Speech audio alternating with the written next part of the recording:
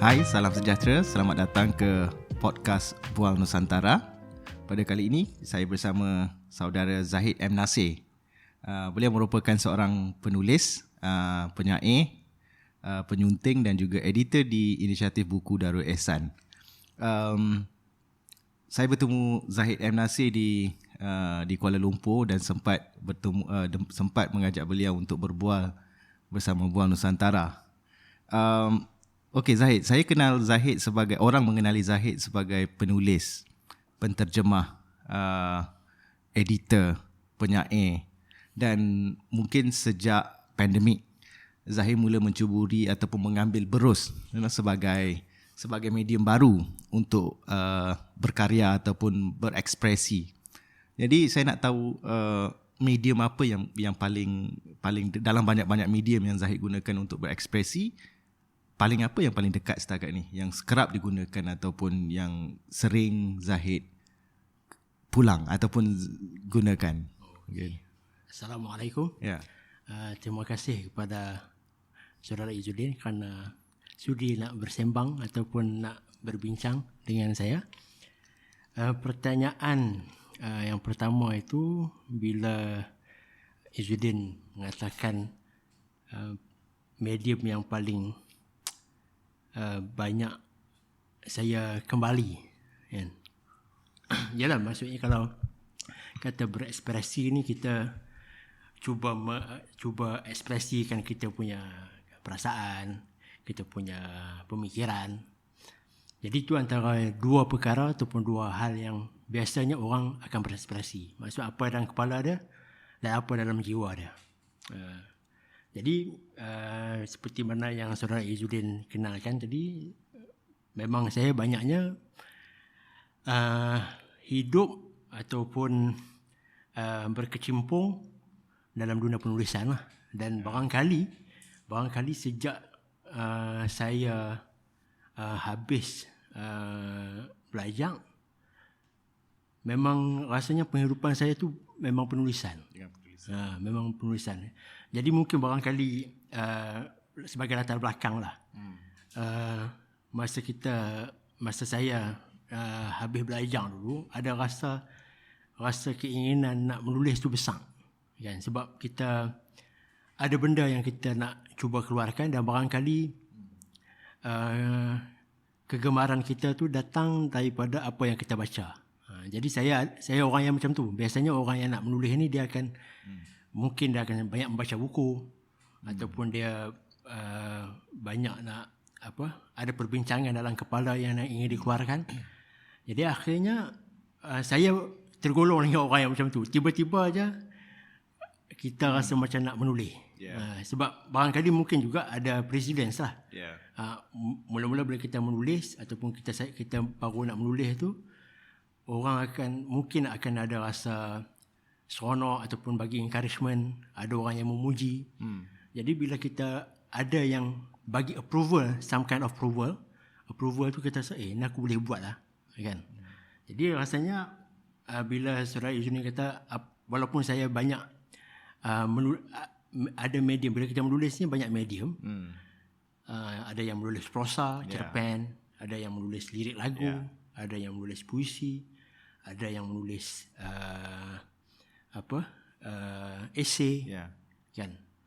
Jadi saya cuba, disebabkan itulah, kalau kat Malaysia ni saya rasa nak kaya dengan menulis itu agak sukar, kan? Agak sukar. Jadi rasanya seorang penulis itu, untuk saya sendiri, sebagai orang yang rasanya macam tak boleh nak buat benda lain selain menulis, saya rasa saya perlu terokai semua medium-medium itu. Sebab kita nak hidup dengan benda itu. Jadi kita terpaksa teroka. Kalau boleh menulis esei ke, ataupun menulis puisi ke, menulis apa-apa sahaja. Jadi kita akan cuba teroka. Sebab kita nak menjalani penghidupan kita dengan menulis. Cumanya itulah, bila kita kembali itu, memang sebenarnya saya akan sentiasa kembali dengan menulis. Kepada bahasa, kepada written word lah. Kepada written words. Dia bukan, walaupun saya mungkin kalau saudara Izzuddin mengatakan saya mungkin suka melukis juga. Jadi itu juga Ya, dari mana datang apa tu minat ataupun seruan untuk mengambil berus dan melukis tu? oh Ya. Ataupun memang sebelum ni Sebab- sambil menulis memang dah mula melakar atau macam mana? ya. Memang saya pun daripada sekolah dulu kalau dekat report card tu cikgu kata ni saya suka melukis dan bermain dengan haiwan kecil. Kalau report card aku dulu report card saya dulu macam tu. Jadi maksudnya barangkali melukis tu lebih awal saya teroka sebagai medium ekspresi daripada menulis. Tapi biasa zaman kanak-kanak biasa Yes, kita akan yes, ke situ kita dulu kan. Ya. Cumanya biasanya kalau saya melukis tu orang akan puji lah, orang lain kat sekolah tu macam tu lah. So cikgu ni kata, "Oi, lawa lah." So, Tapi Zahid tak pernah fikir sama menulis boleh jadi satu career ataupun boleh menjana pendapatan yang lumayan. Tak pernah fikir macam tu. Maksudnya dari kita rasanya semua orang ada romantik tu. Ya. Orang yang nak menulis ataupun yang bersastra ada romantik. Kalau boleh benda ni menjadi kita punya sumber pendapatan yang paling besar lah. ya. Sebab benda tu yang kita suka dan kita buat dan kita dapat pendapatan tu yang besar. Cumanya kalau dekat Malaysia ni industri menulis yang macam itu kita tahu dia besar. Tapi boleh je saya nak menulis, barangkali mungkin ada je orang yang boleh nak menulis cerita cinta, cerita apa yang kalau sekarang ada orang kata sebagai picisan. Maksudnya cerita ombak rindu ke apa kan. Rasanya mungkin ada boleh ke arah situ. Tapi barangkali mungkin saya tak memilihnya. Kan. Mungkin Maksudnya ada orang boleh jadi kaya raya untuk boleh dengan bagi saya menulis. boleh menulis. Cumanya setakat mana craft kita itu boleh orang boleh tanggapi dengan sambutan yang lebih baik, kan? Jadi sebab cuma itulah kita tak ambil jalan tu. Kita suka masa tu kita suka kalau sastra Melayu ni kita suka baca. Masa tu antara yang pendedahan awal saya sastra Malaysia ni Abdullah Hussein. Abdullah Hussein tu maksudnya Shah Nun dan kemudian Isamat Said. Itu yang awal lah. Maksudnya rasanya macam saya sendiri, saya ada pendedahan sastra itu waktu sekolah menengah. Maksudnya sekolah menengah tu kita dah ada rasa ada sense of literature tu kan. Sudah yakin untuk bermain dengan bahasa ataupun guna craft bahasa untuk craft bahasa. Yes, betul. Even saya menulis rasa puisi saya tulis masa sekolah. Dan saya tulis, tapi itulah saya ni bukannya orang yang berapa confident sangat. Itu satu benda juga. Maksudnya saya menulis sendiri dan kemudian ditakdirkan saya menjadi editor majalah sekolah contoh. So masa tu kita ada kuasa. Sejak dari sekolah lagi lah sudah menjadi editor. Sudah menjadi editor majalah sekolah. Tapi saya rasa menarik sebab kalau saya ingat jalan hidup, apa yang saya pilih. Maksudnya kalau ditanyakan soalan sama kepada saya katakan written language ataupun menulis esei khususnya, prosa khususnya, itu medium utama saya juga sebenarnya. Walaupun pernah saya beberapa kali cuba untuk misalnya melukis kan. Tapi melukis tu biasanya untuk peribadi, beli barang-barang sendiri, and then dia sangat saya tak pernah 2-3 kali saya post dekat Instagram. Tapi memang saya tak puas hati dengan penulisan. So akhirnya dia just datang dan pergi bila ikut mood. Tapi menulis penulisan itu selalu benda yang saya ingat dah hampir 2 dekad saya menulis, dan kemudian sampai hari ni pun masih membaca, masih melihat, masih menyunting written word kan. So walaupun saya katakan, mungkin saya setuju dengan apa yang Zahid kata, setengah orang macam penulis-penulis besar, khususnya yang penulis di barat lah contohnya, ada yang jadi milioner untuk hanya sekadar menulis dan publish kan, karya-karya mereka sentiasa dicetak. Tapi saya ingat dia, walaupun written word, dia buka banyak jalan lain lagi, macam misalnya dalam industri penerbitan, So orang yang walaupun sekadar menulis sekadar suka-suka, tapi jalan tu banyak ke situ. So akhirnya dia bagi peluang juga kepada saya ke tempat-tempat lain, jadi editor, jadi penyunting, jadi penulis dan sebagainya lah kan.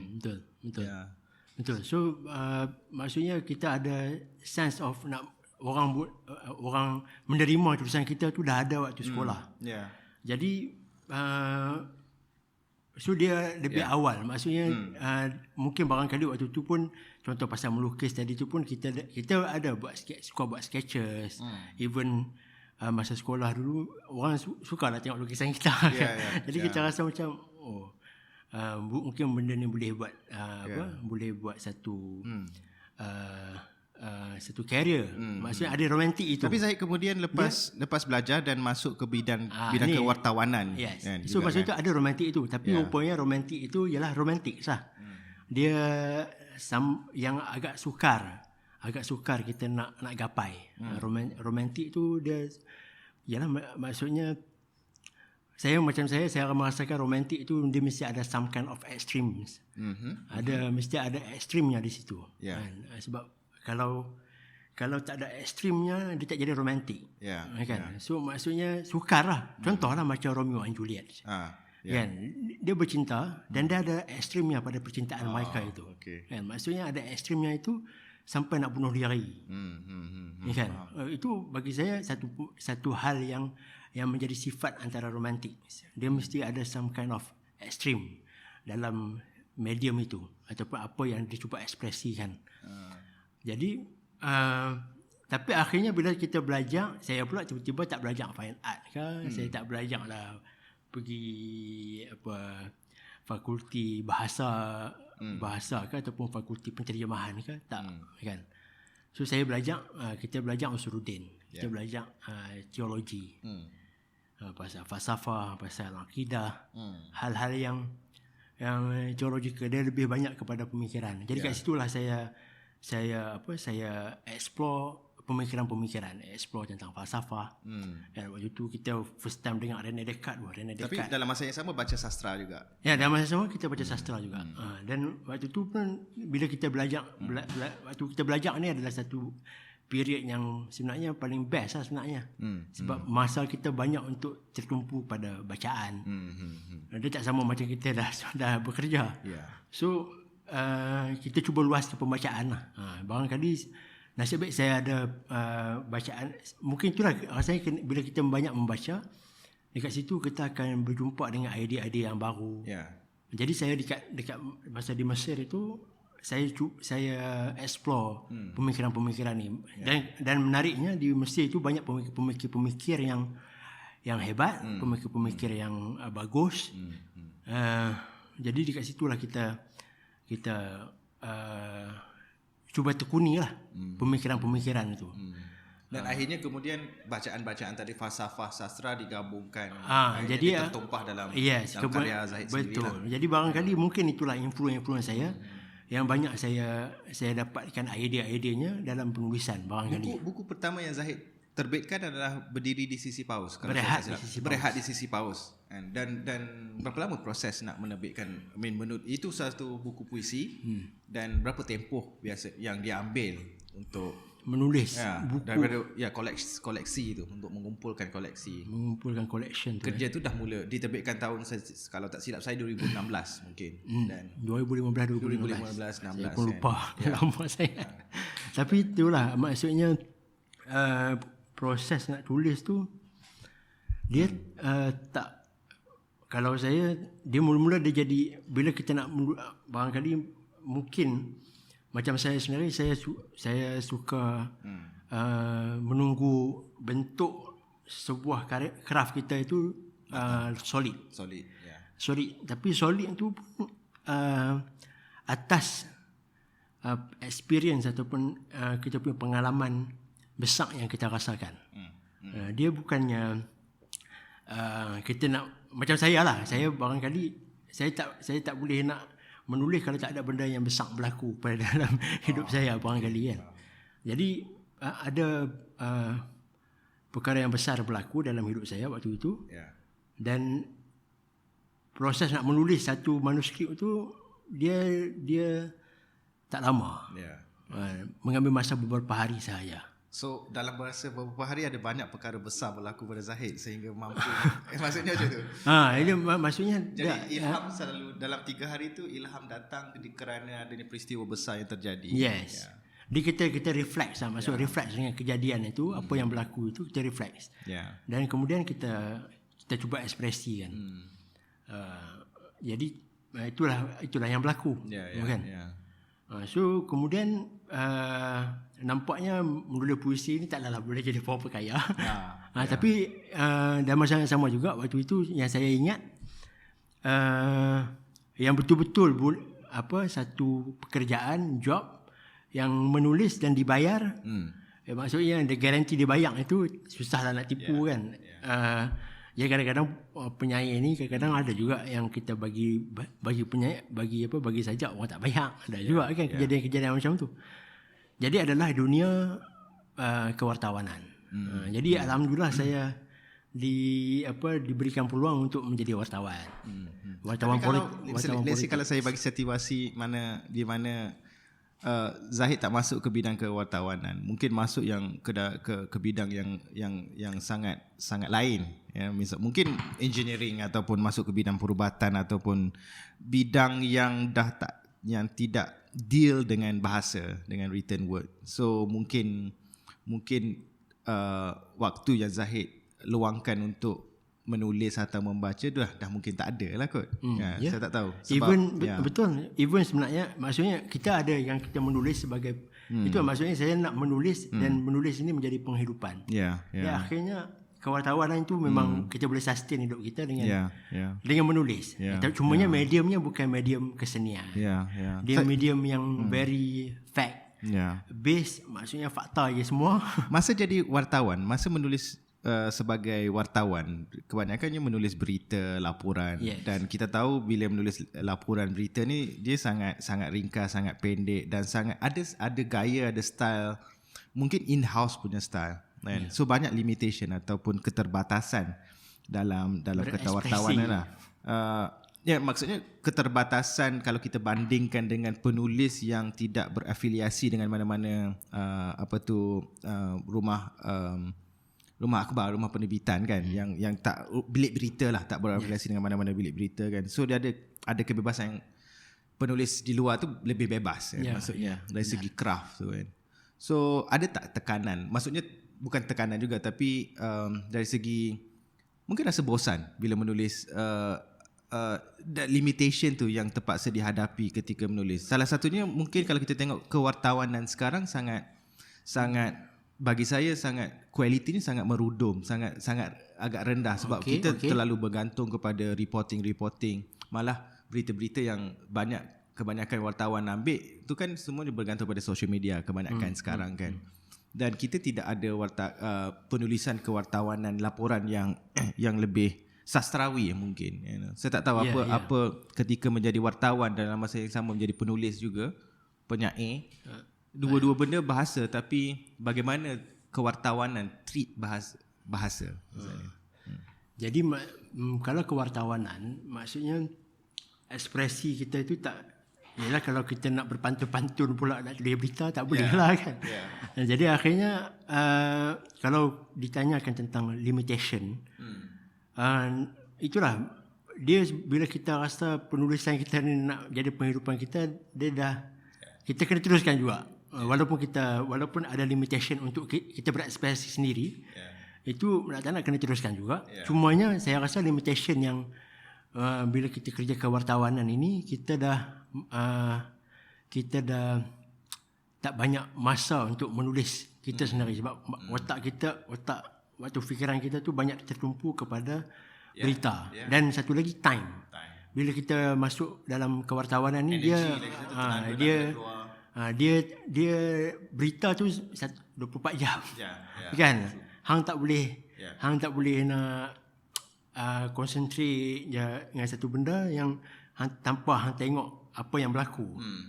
Kan? Jadi rasanya itulah limitation saya. Masa barangkali nak mencari masa untuk menulis, nak mencari masa untuk itu satu masa untuk menulis itu walaupun barangkali banyak kejadian-kejadian besar yang berlaku dalam kehidupan kita, cumanya tak sempat kita nak reflect untuk kita menulis ataupun kita nak berekspresi. Itu so mungkin ada semacam kita panggil kita semakin mungkin menjadi wartawan dalam kes Zahid, iaitu ada semacam desensitization ataupun kurangnya rasa sensitif dengan isu-isu yang Zahid baca ataupun tulis dalam sebagai seorang wartawan. Ini terlalu tepu lah mungkin macam tu. Ya. Dia sebenarnya ada fun dia juga. Bila kita berada dalam bidang kewartawanan ni, kita banyak deal dengan stories. Kan? Banyak story-story dunia yang kita ikuti. Jadi kita consume. Dan masa sama akhirnya kita mengkonsum sejarah jugalah. Kita ni antara konsumer sejarah lah. Kita dapat tu daripada media. Tapi cumanya bila kita ada yang ni maksud saya sense tentang arts itu. Kita punya deria kesenian itu. Dia tak sama macam kita duduk baca berita dan kita akan ada spekulatif kat situ, ada speculate things yang mencampurkan kita punya idea-idea nak menulis karya ataupun craft yang untuk sebagai expression, personal expression. So barangkali itulah yang saya rasa limit yang paling besar. Kan saya tak ada masa untuk, bukan tak, itulah kadang-kadang orang kata tapi saya menarik sebab kena cari masa kan. Tapi saya sendiri jadi macam mungkin agak penat dengan kehidupan. Kan kita agak penat dengan kehidupan. Barangkali mungkin kita rasa apa, jaded kah kita? Jaded ni apa? Itulah saya pun lupa bahasa Melayu jaded. Semuanya kita rasa mungkin rasa macam tu kan. Tapi nak tak nak saya rasa nak tak nak kena dia.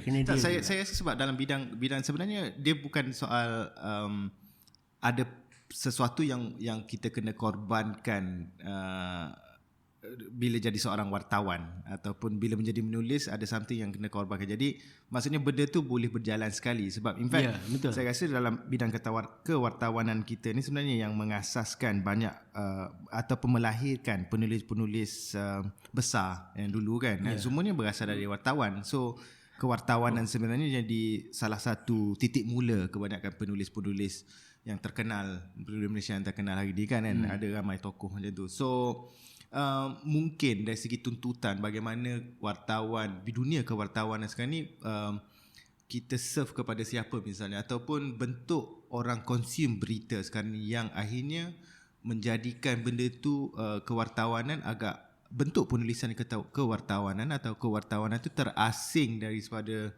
dunia kesusasteraan ataupun dunia penulisan yang lebih besar macam tu. Sebab akhirnya kita nak tulis ringkas, cepat dan sebagainya kan. Padat, semua nak laju. Padahal orang zaman dulu, saya rasa wartawan awal dulu banyak aja yang menulis boleh bereksperimen dengan penulisan dia. Jadi tidak semestinya terikat dengan bentuk format reporting.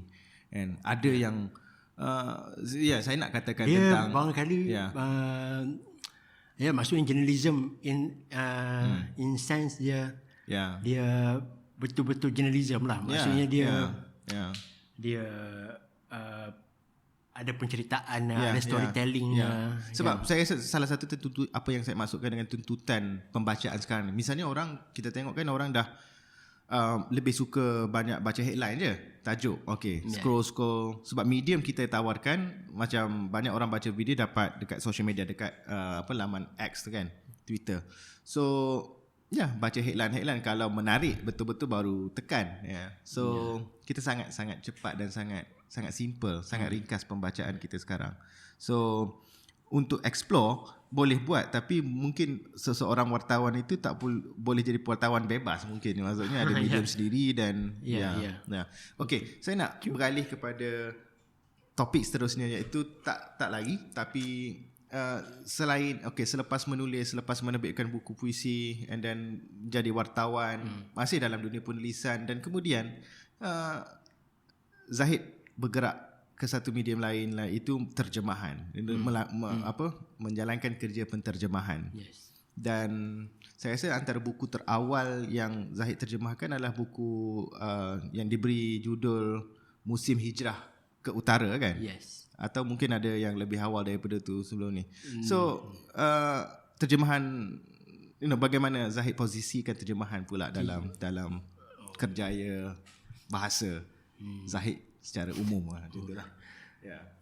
Kenapa beralih ke terjemahan lah, bahasa mudah dia, ataupun mencuba penterjemahan, macam mana tertarik ataupun ditarik masuk ke dalam terjemahan, dan akhirnya end up dekat IBDE.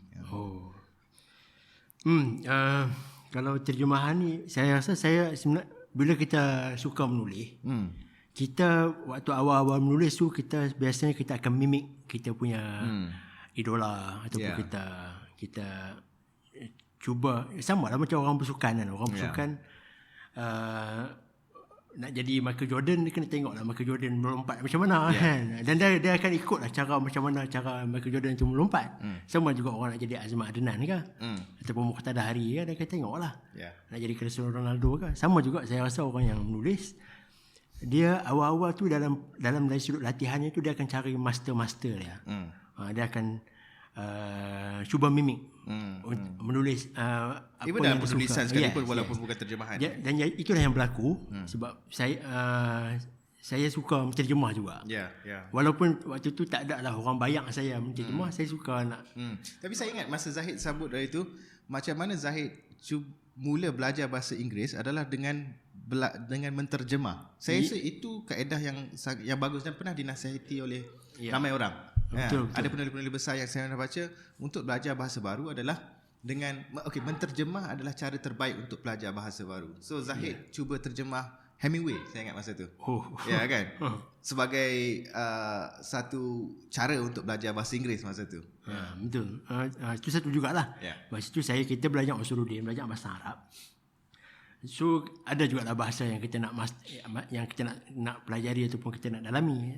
So antaranya bahasa Inggeris lah yang paling dekat waktu itu. So akhirnya saya pun suka menterjemah. Masa tu kita suka Hemingway. Kat Mesir waktu tu kita explore Hemingway kan. So kita kata syok lah baca mak-mak ni kan. So kita pun macam saya sendiri, saya cubalah nak menterjemah dia kan. Tengok gaya dia menulis. So dekat situ saya rasa barangkali antara latihan yang bagus lah. So kemudian nak tak nak akhirnya dalam bidang kewartawanan, dan benda tu juga berlaku. Maksudnya sebagai wartawan, terjemahan sudah bermula seawal masa dia jadi wartawan lagi. Masa wartawan, yes. Wartawan sebab kalau bukan masa tu saya jadi wartawan belum lagi. Selepas tu saya menjadi sub editor. Saya menjadi sub editor di website juga, di laman berita. So dekat situ kita perlu menterjemah. Kan, dan kita tahulah maksudnya nak menterjemah. Dan akhirnya orang boleh accept kita penterjemahan. Jadi kita rasa okey lah juga. Tak ada lah. Maksudnya akhirnya orang boleh ambil kita sebagai pekerja. Di laman, dalam di editorial. Karya yang Zahid dah terjemahkan, ada dari bahasa Inggeris, ada yang dari bahasa Arab. Yang mana lagi banyak? Daripada bahasa Inggeris atau daripada bahasa Arab? Saya rasa kalau campur yang saya belajar dulu, rasanya bahasa Inggeris lagi banyak. Maksudnya saya kerja di kewartawanan itu, saya rasa lebih banyak bahasa Inggeris sebenarnya. Okey, sebab saya juga saya turut menterjemah, dan kadang-kadang saya edit juga, dan ada buku yang tahun-tahun kebelakang ini, 2 tahun kebelakang ini saya dah terbitkan lah. Tapi terjemahan saya lebih selesa menterjemahkan dari bahasa Inggeris ke bahasa Melayu. Itu dua bahasa ni je. Dan ke bahasa Inggeris belum yakin untuk terbitkan, tapi cuba-cuba. Walaupun saya menulis dalam bahasa Inggeris. Tapi kalau saya tak pernah buat terjemahan dalam bahasa lain, khususnya dalam bahasa Arab, tapi saya menyemak, saya semak dan saya sunting beberapa karya setakat ni yang asalnya ditulis bahasa asalnya ditulis dalam bahasa Arab, dan ada yang diterjemahkan karya bahasa Arab diterjemahkan versi bahasa Inggerisnya. Yes. Tapi tetap saya lihat ada banyak perbezaan. Of course saya rasa bahasa Inggeris mana-mana bahasa ada perbezaannya. Tapi pendekatan yang kita gunakan sebagai penterjemah ataupun penyunting karya terjemahan terhadap karya bahasa Inggeris sangat berbeza dengan pendekatan yang kita gunakan untuk karya bahasa Arab. Dan saya secara peribadi rasa kita penterjemah perlu lebih berhati-hati ataupun lebih meticulous mungkin dengan apabila kita berhadapan dengan karya bahasa Arab. Saya tak tahu sebab Zahid faham 3 bahasa setidak-tidaknya. Bahasa Melayu, bertutur dalam bahasa Melayu, bahasa Inggeris dengan bahasa Arab. Dan sudah tentu Zahid tahu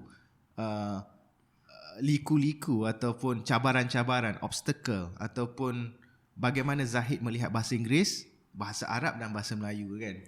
Sebab misalnya karya yang saya baca ataupun yang saya sunting tapi belum diterbitkan itu buku Kimia As-Sa'adah Al-Ghazali kan, contohnya kan, yang diterjemahkan oleh CEO YBDE, Cik Farhan. So saya sangat berhati-hati bila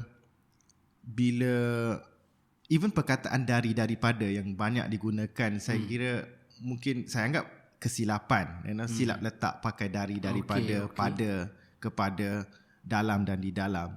Tapi bila saya renung balik, bila baca-baca balik karya terjemahan tu, saya seakan-akan ada macam diyakinkan bahawa Farhan ataupun penulis asal Al-Ghazali sangat memang even perkataan daripada tu memang tak boleh perkataan besar, perkataan yang ada kepentingannya, bukan sekadar kata hubung ataupun kata penguat macam tu kan.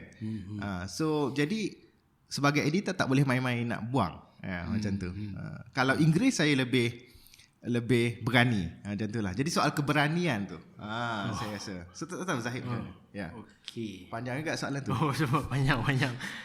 Dia kalau sebenarnya kalau karya-karya bahasa Inggeris ataupun bahasa yang berlainan daripada kita punya mother tongue, bahasa ibunda kita akan tengok, biasanya kita tengok struktur bahasa itu sendiri. Macam mana dia, apa grammarnya, apa dia punya tata letak tata bahasanya ataupun tata letak dalam bahasa Arab dan juga bahasa ibunda kita, bahasa Melayu.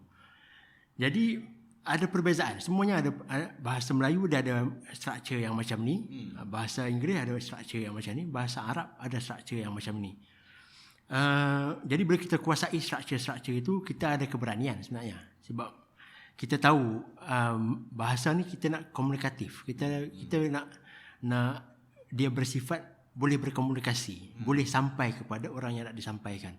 Jadi saya rasa itu tujuan paling utama lah bahasa. Kan? Maksudnya dia tak boleh lari daripada tugas yang ataupun fungsi yang seperti itu. Cumanya dalam bahasa, contoh dalam bahasa Arab, bila saudara Izzuddin membangkitkan tentang ketidakberanian ataupun berani tak berani dari sudut nak membuang ataupun nak mengedit sebuah karya, sebenarnya ia kembali kepada itulah bagaimana kita menanggapi struktur bahasa itu sendiri. Tapi disebabkan saudara Izzuddin mungkin bahasa Arab dia tak menguasai bahasa Arab, jadi dia tak dapat tangkap. Barangkali sebab itu kalau dikatakan kenapa berani tak berani itu. Sebenarnya kalau bahasa itu komunikatif, untuk saya, mazhab saya, yang penting benda tu difahami dan tak lari maksud dan tak lari makna. Okay. Itu pertanyaan saya tadi hadir sebab saya tertanya-tanya sama adakah jadi soal bila kita baca soal penterjemahan daripada bahasa Arab ke bahasa Melayu, yang setakat yang saya baca, secara umumnya saya rasa dia lebih katakan dia agak harfiah, literal, agak literal, dan ada kebanyakan tendensi orang yang terjemahkan untuk daripada bahasa Arab ke bahasa Melayu, dia ada tendensi untuk literal, word by word, kan. Dan kadang-kadang terjemahan literal ni tak bermasalah kalau kena gayanya, kan. Sebab boleh juga dibaca, boleh juga difahami, tapi soal cepat ataupun tidak message yang ditulis dalam satu ayat itu sampai kepada pembaca ataupun tak literal.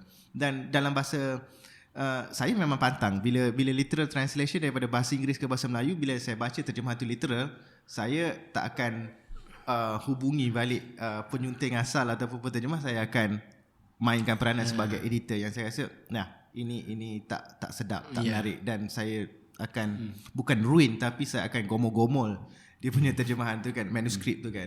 Kalau bahasa Arab mungkin tak. Bahasa Arab saya tak tahu, mungkin tanggapan saya okey daripada tak kisah teks apa dalam bahasa Arab, tapi dia anggap ada semacam dia ada satu kesucian dia, kesakralan dia gitu. Dia ada tempat dia yang jangan main-main diterjemahkan macam tu. Ataupun maksudnya sebenarnya dalam bahasa Arab ni terjemahan teks-teks dalam bahasa Arab yang Zahid ataupun kawan-kawan yang lain terjemah dia banyak bidang dia. Ada bidang usuluddin, ada bidang yang lebih kepada undang-undang pun ada, syariah, falsafah.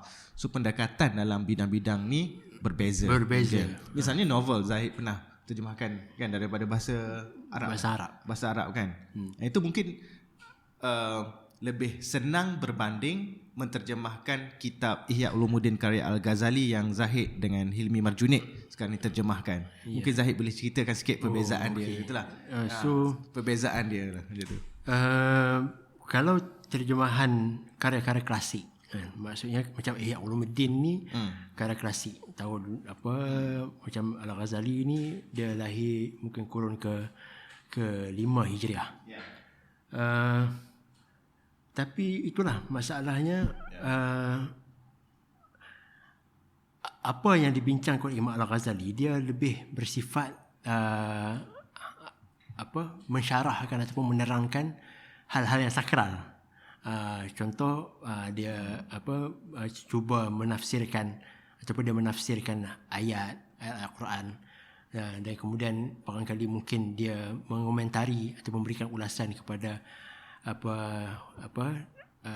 riwayat-riwayat daripada hadis. Jadi dekat situ sebagai barangkali saiki orang yang menterjemah karya-karya klasik ini, kalau boleh kita ada satu sense tak boleh menipu. Tak boleh, jangan ada tokok tambah. Kan? So dia ada sense itu. Ialah maksudnya kita nak true dengan apa yang penterjemah tu hendak. Cumanya barangkali bila apa yang saudara Izzuddin bangkitkan itu, barangkali kadang-kadang ada juga disebabkan kelemahan penterjemah sendiri. Maksudnya penterjemah tu barangkali mungkin tak menguasai bahasa sasaran. Kan, bahasa sasaran maksudnya dia tak betul-betul mendalami bahasa Malaysia ataupun bahasa Melayu. Dekat situ dia tak dapat nak translate cara komunikasi ataupun gaya sebuah karya klasik ke dalam bahasa Melayu, dalam struktur bahasa Melayu. Bukan, contoh kalau dalam bahasa Arab, contohnya kita ada banyak nafi isbat. Dia ada contoh macam la ilaha illallah Muhammadar Rasulullah. Dia ada la, ada illa. Maksudnya itu satu style ataupun satu tata letak even dalam bahasa Arab. Itu pun ada hukumnya. Kan, maksudnya hukum la dan illa itu. Jadi maksudnya kat situ sebagai penterjemah dia ada sense ataupun psyche yang tak boleh tokok tambah ataupun kita nak tolak perkataan ni ataupun itu barangkali itu juga ada satu sense yang kita rasa tak boleh kena terjemah secara harfiah juga. Tapi barangkali mungkin ada beberapa ayat yang menggunakan struktur yang macam itu, tak semestinya kita mengikut teks. Kan, kita boleh menukar strukturnya tu dalam bahasa Melayu. Bukan? Saya rasa itu yang menjadi saiki ataupun punca-punca orang yang membaca karya-karya terjemahan bahasa Arab ini, dia jadi pening susah sikit sebab struktur itu dia struktur apa ni, struktur bahasa Arab memang orang boleh faham. Tapi bila dia nak jadi bahasa Melayu tu jadi panjang. Lepas tu kenapa Nak mati, kata klasik pun tidak, nak kata moden pun tidak. Jadi tengah-tengah. Yes. Mungkin. Dia memang dia jadi harfiah bahasa Arab lah. Ya, harfiah Nak bahasa baca. So Ya. itu yang menjadi dan kalau ditanyakan mana senang nak terjemah bahasa Arab atau bahasa Inggeris, bagi saya yang lebih mudah menerjemahkan bahasa Inggris. Tengok tengok tahap karya itu manuskrip asalnya lah. Maksudnya kalau kita nak terjemah Shakespeare pun agak penat juga kita Pernah tak Zahid terjemahkan dari bahasa Melayu ke bahasa Arab? Ada tak? Ada juga. Contohnya? Apa saya banyak dulu saya biasa buat untuk tesis. Saya tesis daripada bahasa Melayu ke bahasa Arab. Kemudian saya menterjemahkan ataupun menulis atau menterjemahkan flyers, kan, iklan. So saya tahu karya Ihya Ulumuddin ni besar, tebal, dan kemungkinan ada 20 jilid kan. Dan kemungkinan memang 20 jilid 20 jilid dan memang proses ni akan mengambil masa yang panjang, dan kerja yang Zahid dah buat dah setahun lah, dan kemungkinan dah diterbitkan 3 lebih kurang 2 jilid sekarang yang terbit 2 jilid. So bagaimana Zahid tengok projek ni penting, sejauh mana mungkin penting, kenapa pentingnya kita khususnya orang Islam baca Ihya Ulumuddin, ataupun kenapa akan spend masa 5-6 tahun untuk just menterjemahkan Ihya Ulumuddin. Itulah. Itulah, semoga-moga Allah bagi saya kekuatan lah untuk saya menterjemahkan kitab ini. Tapi secara gistnya apa yang disampaikan sebenarnya? Kenapa orang perlu membaca Ihya Ulumuddin?